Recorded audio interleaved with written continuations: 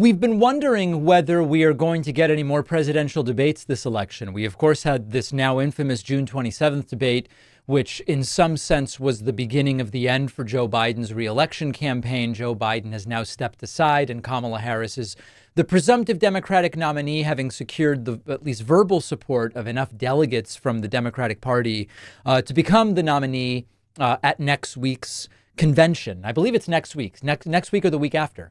Within 10 days or so, she will officially be the nominee. And so now the question is, are we going to see the two people that are running for president, Donald Trump and Kamala Harris, debate? This has gone back and forth. Kamala Harris has essentially said, I plan on sticking to the original debates that Joe Biden had agreed to. I'll debate Donald Trump wherever. Let's just do it. On the other hand, Donald Trump increasingly putting up barriers and making excuses. And it is increasingly looking like if there is going to be any debate between these two, per Trump, it will have to be on Fox News with debate moderators that he selects, with rules that he establishes with regard to fact checking or whatever else. Let's dive into it. Mediaite reports this is now. So we're going to build up the story. 2 days ago, we start. Trump rages. If he doesn't see Kamala Harris in Fox debate, he won't see her at all. Donald Trump posting to Truth Central, quote, I have agreed with Fox News to debate Kamala Harris on Wednesday, September 4th. The debate was previously scheduled against Sleepy Joe Biden on ABC, but has been terminated in that Biden will no longer be a participant, and I am in litigation against ABC News and George Slopadopoulos, thereby creating a conflict of interest. The Fox News debate will be held in the great Commonwealth of Pennsylvania at a site in an area to be determined. Wow. The moderators of the debate will be Brett Baer and Martha McCallum, and the rules will be similar to the rules of my debate with Sleepy Joe, who has been treated horribly by his party, but with a full arena audience. So Trump says he very much agrees to the terms he unilaterally established. The debate will be on Fox News in Pennsylvania with his choice of Fox moderators. His rules says that he can't do the ABC debate because of litigation.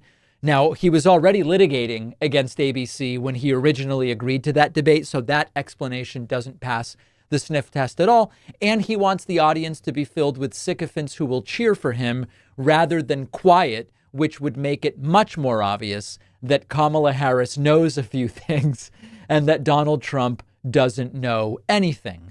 Subsequently, just hours later on the same day, Donald Trump going back to Truth Social and saying, quote, Kamala Harris doesn't have the mental capacity to do a real debate against me, scheduled for September 4th in Pennsylvania. She's afraid to do it because there is no way she can justify her corrupt and open borders, the environmental destruction of our capital C country, the Afghanistan embarrassment, runaway inflation, terrible economy, high interest rates and taxes, and her years-long fight to stop the words Merry Christmas.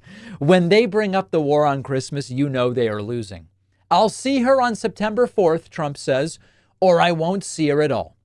She is acknowledged to be the worst vice president in history, which works very nicely against the worst president, crooked Joe Biden. The combination of these two low IQ individuals have destroyed our country, but we will make America great again. We will make America great again. And then finally, the Harris campaign putting out a statement about what is effectively Donald Trump backing out of the debate that was organized and saying, well, I will do it under these very specific conditions I've dreamed up. The Harris for President campaign saying, quote, Donald Trump is running scared and trying to back out of the debate he already agreed to and running straight to Fox News to bail him out. He needs to stop playing games and show up to the debate he already committed to on September 10th. The vice president will be there one way or the other to take the opportunity to speak to a primetime national audience. We're happy to discuss further debates after the one both campaigns have already agreed to. Mr. Anytime, Anywhere, Anyplace should have no problem with that unless he's too scared to show up on the 10th. Now, you can say whatever you want about the format of the debate that was scheduled to happen on ABC. I mean, in general, the formats of these things don't lend themselves to deep discussion. In fact, the deeper the format discussion is allowed, let me put it a different way, The deeper the discussion that a format allows, the worse it is for Trump. Because on most issues, Trump has 0 talking points. On some issues, Trump has a talking point or 2. So if you actually spend 15, 20 minutes on one issue, it would be a disaster for Trump. Now, his audience would probably tune out because they'd be bored. That's another story. But what is happening here is that Trump realizes there isn't much of an upside here. He's not going to get what he got from the June 27th debate against Joe Biden, which even though Trump claimed to be hesitant to do it, he did benefit from it. Even though Trump lied his way through the debate, Joe Biden's performance was so notably bad on the optics that Trump did benefit from that campaign. And it was the beginning of the end of Joe Biden's candidacy. There's no way that's going to happen against Kamala Harris. Trump is, for once, accurately recognizing this is probably a bad idea. My age relative to her comparative vigor at 59 or 60 years old, however she is going to become apparent. My brain glitches probably won't function as well when I don't have Joe Biden next to me glitching just as badly. So he recognizes this isn't a good idea. Is it the right call with regard to how the country will perceive him choosing not to debate? I believe there is risk to it. There is no doubt that his base doesn't care. Trump's base doesn't need to see him debate. Even if he did debate and flopped, they still wouldn't care. That's not the issue here.